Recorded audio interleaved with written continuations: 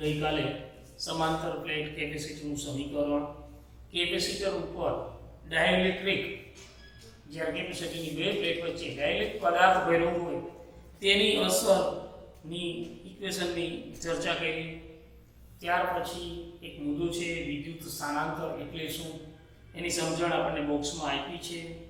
આજે આપણે કેપેસિટરનું સંયોજન, જેવી રીતે અવરોધને શ્રેણીમાં જોડીએ ત્યારે પરિણામી અવરોધ કેવો મળે, અવરોધને સમાંતર જોડીએ ત્યારે પરિણામી અવરોધ કેવો મળે, એવી જ રીતે કેપેસિટરના સંયોજન કરવાથી પરિણામી અસર આપણને કેવી જોવા મળે, એના માટેની આજે આપણે ચર્ચા કરવાના છીએ.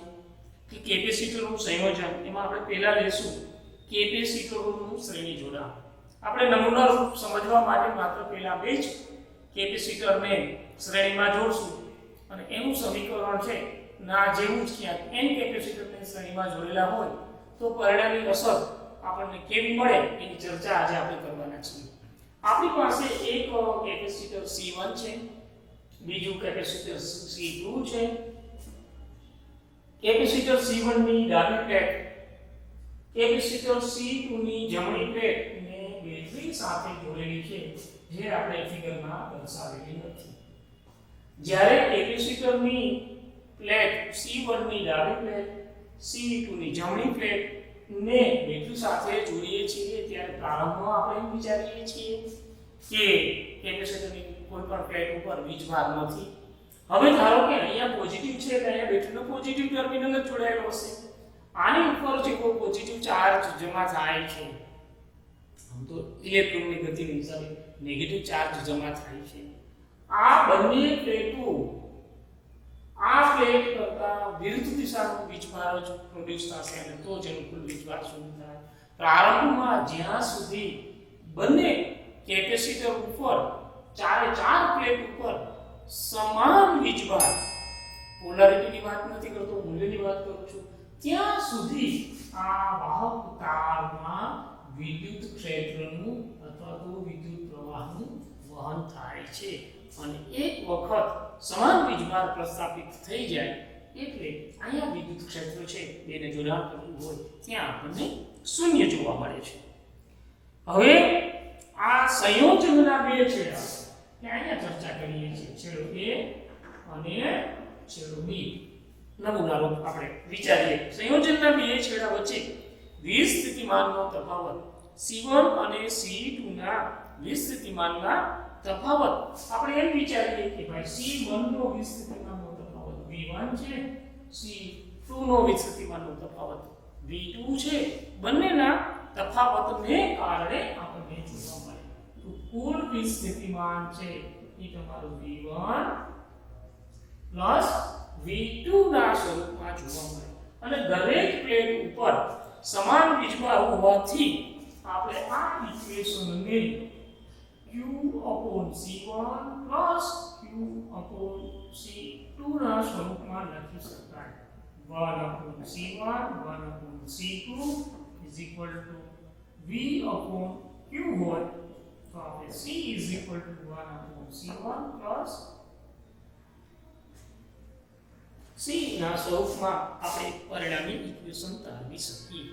હવે જો આપણે બે કરતા વધારે n જેટલા જો આપણે કેપેસિટરને શ્રેણીમાં જોડેલા હોય તો આનું આ ઇક્વેશન Vn માટે લાગુ પડે. સમાન વીજભાર થાય Cn કેપેસિટરના મૂલ્યો આપણને જોવા મળે.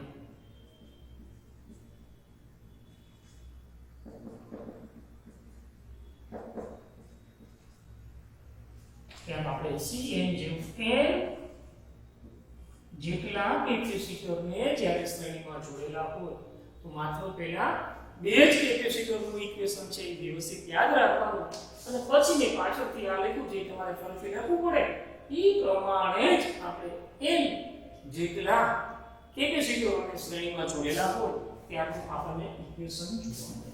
હવે આપણે તેમાં જે બીજો નેક્સ્ટ મુદ્દો આપેલો છે કે કેપેસિટરોને સમાંતર જોડી દીધા હોય તો કેપેસિટરનું શ્રેણી અને સમાંતર જોડાણ. આપણે શરૂઆતમાં બે જ કેપેસિટર માટેની ચર્ચા કરવાના છીએ. કે ભાઈ આપણી પાસે એક કેપેસિટર C1 છે અને બીજું કેપેસિટર આપણી પાસે C2 જેવું છે,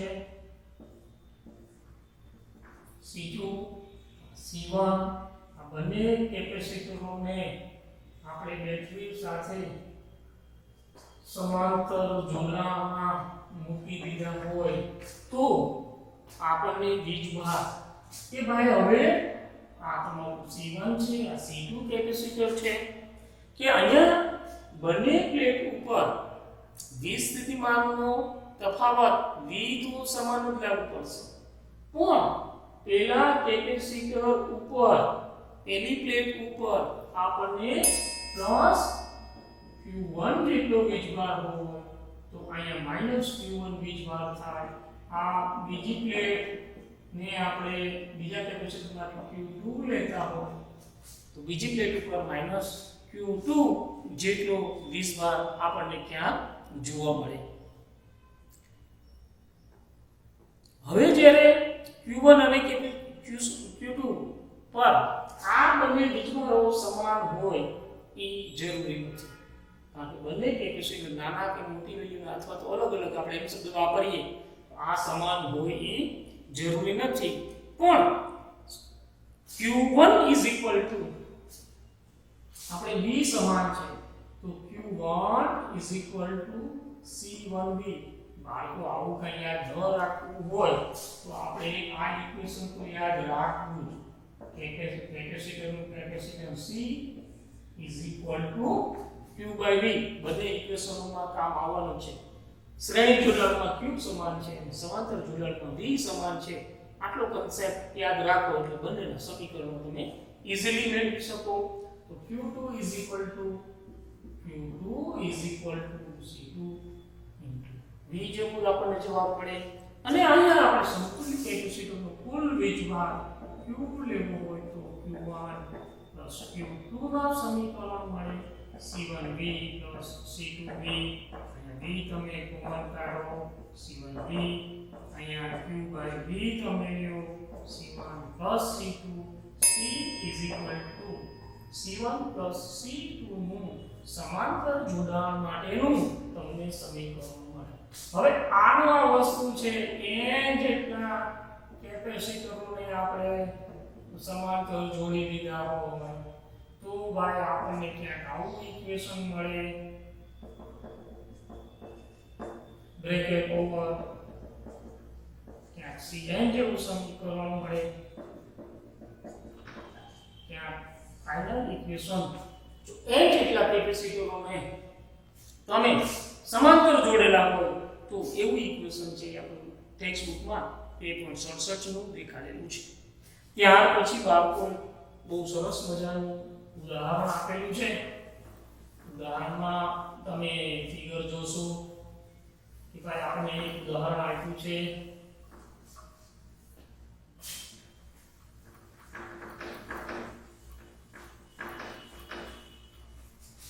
ઉદાહરણ છે 2.9 એની ફિગર પહેલા જોઈ લો કે ભાઈ C1 C2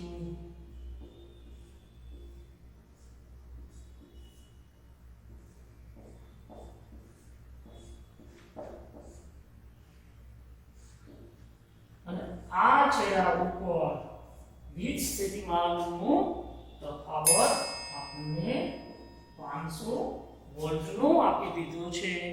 C1 કેપેસિટર અહીંયા છે, C2 કેપેસિટર અહીંયા છે, C3 અહીંયા છે, C4 જેવું કેપેસિટર અહીંયા આપેલું છે।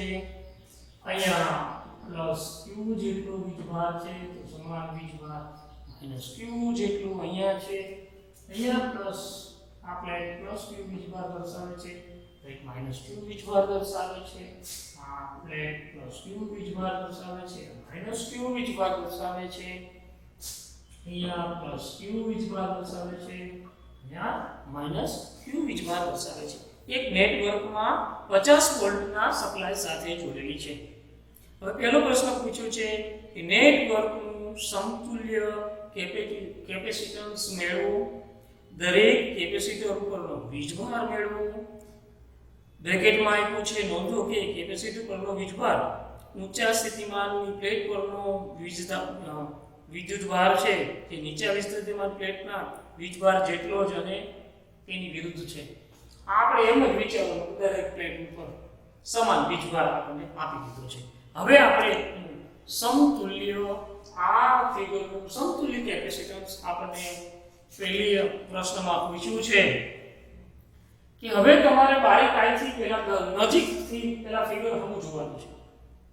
કે તમે જુઓ 1 2 અને 3 એ આપણા એકબીજાને શ્રેણીમાં છે અને એનું પરિણામી કેપેસિટન્સ આનું જે પરિણામ મળે એ આને સમાંતર છે.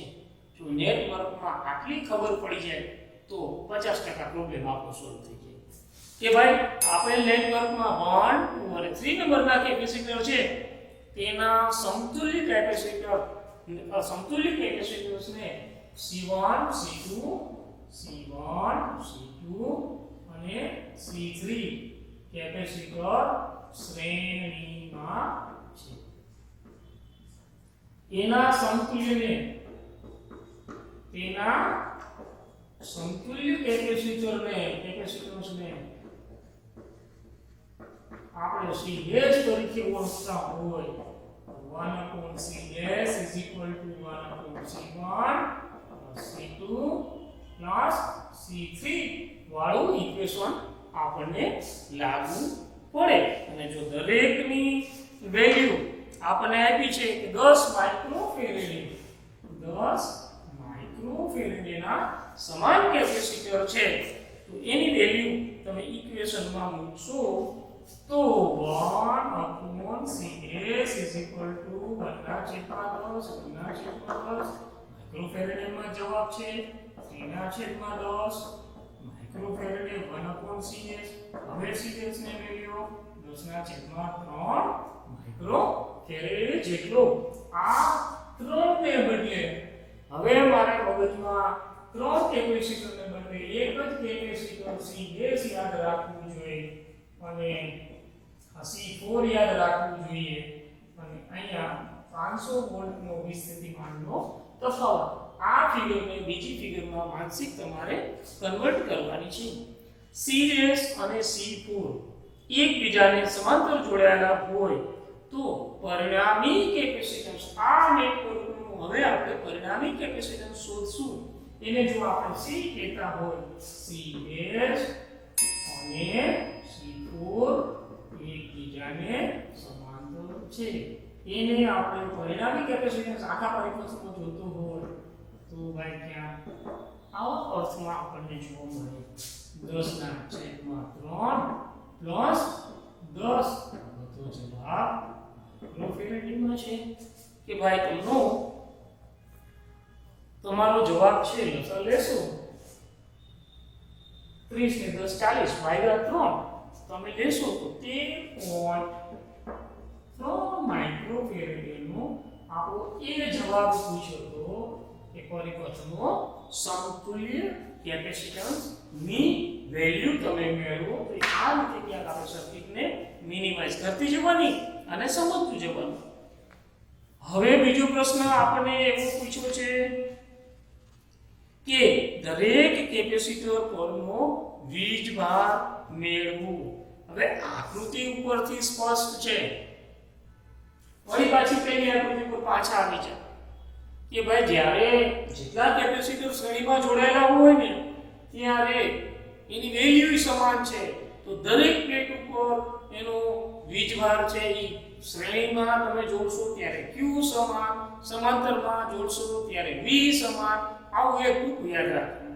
શ્રેણીમાં જોડેલા છે ત્રણ કેપેસિટર તો ત્રણની દરેક પ્લેટ ઉપરનો વીજભાર તો આપણને સમાન જ મળવાનો છે. અને ધારો કે હવે પાછો આપણો પ્રશ્ન ધારવાનો છે B માટે કે ભાઈ પેલું બીજું અને ત્રીજું કેપેસિટર શ્રેણીમાં છે તો ધારો કે તેના ઉપરનો વીજભાર આપણે B પાર્ટ માટે C1 C2 C3 શ્રેણીમાં હોવાથી ધારો કે પ્લેટ ઉપરનો વીજભાર આપણે Q જેટલો ધારીએ છીએ. C4 ઉપરનો વીજભાર પણ આપણે ધારી લઈએ છીએ કે C4 પર Q ડેશ જેટલો છે. ત્રણેય ઉપર સરખો અને આ એને સમાંતર છે એટલે માને હોઈ શકે અને નો પણ હોઈ શકે. આપણે Q1 ને Q2 ને એમ ધાર્યું હતું ને એવી રીતે આપણે કદાચ આને Q ડેશ ના સ્વરૂપમાં લઈએ. સ્થિતિમાનનો તફાવત A અને B છેડા વચ્ચે સ્થિતિમાનનો તફાવત હવે જુઓ અહીંયા A B C D આવા નામ કરવામાં આપેલા છે કે ભાઈ A અને B છેડા વચ્ચે સ્થિતિમાનનો તફાવત AB વચ્ચે કે ભાઈ વીજભાર સમાન છે તો સ્થિતિમાનનો તફાવત 3 માં Q upon વીજભાર સમાન છે Q upon C1 Q upon C2 Q upon આનો V આપણે લેવો હોય કે સ્થિતિમાનનો તફાવત વીજભાર કેટલો આને ધારો કે આપણે V1 કહીએ આને V2 કહીએ V2 is equal to Q upon C3 V3 is equal to Q upon C3 જેવો ક્યાંક આપણે સ્થિતિમાનનો તફાવત મળે. અને આ કુલ તફાવત સ્થિતિમાનનો કેટલો છે કે 500 વોલ્ટનો આપ્યો છે તો કુલ સ્થિતિમાન બાકીના બધા સ્થિતિમાનનો સરવાળો તમારે લેવો પડે Q upon V1 Q upon V2 Q upon V3 is equal to આપણને 500 વોલ્ટનો સ્થિતિમાનનો તફાવત અહીંયા આપી દીધેલો છે.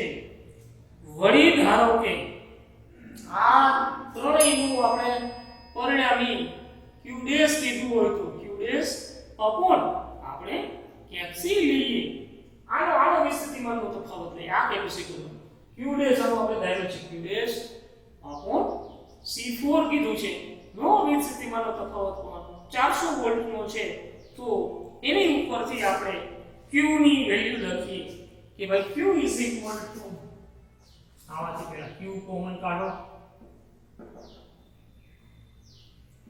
1 upon V1 1 upon V2 1 upon V3 આ ત્રણ કેપેસિટર માટે છે. C4 માટે આપણે Q ડેશ જેટલો સ્થિતિમાનનો તફાવત ધારેલો વીજભાર Q dash is equal to આપણે લીધેલો છે એના માટેનું સ્થિતિમાનનો તફાવત V4 is equal to Q dash upon તમારે ક્યાં કુલ સ્થિતિમાન આપણે ક્યાં V4 આ આપણને 500 વોલ્ટનો આપ્યો છે આપણને એક ઇક્વેશન આ અને એક ઇક્વેશન આ આપણને જોવા મળે છે. પરિણામી વેલ્યુ લેવી હોય તો આમાં તમે Q ને સૂત્રનો પ્રકાર બનાવો અને આ બાજુ બધાના સ્થિતિમાનના વેલ્યુ છે એને તમે કન્વર્ટ કરી નાખો અને આપણે ઈ તો આપણે કેપેસિટરની વેલ્યુ તો ગોતવી જ છે કે Q is equal to 500 volt ગુણ્યા આપણને એનું સમતુલ્ય ઉપરથી C ડેશ છે આપણને મળેલો છે 10/3 માઇક્રોફેરેડ ની વેલ્યુ મૂકશો તો 1.7 વાળો જવાબ મળશે અને Q dash is equal to ઈ તો 10 માઇક્રોફેરેડ નું જ છે તો આપણે ક્યાં આવા જવાબ મળે. આવા પરીક્ષાની અગત્યના દાખલાઓ છે છોકરાઓ ત્યારે એક કે બે વખત કરી અને ફેરફાર આપણે જોવો જોઈએ કઈ રીતે દાખલાના જવાબ મળે છે ગણતરી જાતે કરવી જોઈએ એક બે વખત રફમાં કામ કર્યા પછી ત્યાં છોકરાઓ આપણને ખબર પડશે. ત્યાર પછીનો આપણી પાસે એક નેક્સ્ટ ટોપિક છે કે કેપેસિટરમાં સંગ્રહિત ઊર્જા. બાળકો કેપેસિટરની સંગ્રહિત ઊર્જા છે કેપેસિટરના સૂત્રો ભેગા રાખવાના છે ઉપરાંત એમાં સંગ્રહિત થયેલી ઊર્જા છે એ આપણે બે રીતે મેળવવાના છીએ. પહેલા તો પ્લેટ પર કોઈ વીજભાર ન હોય અને પ્રેરિત થાય બંને ઇક્વેશનો છે એ આપણે નેક્સ્ટ પીરિયડમાં જોવાના છીએ.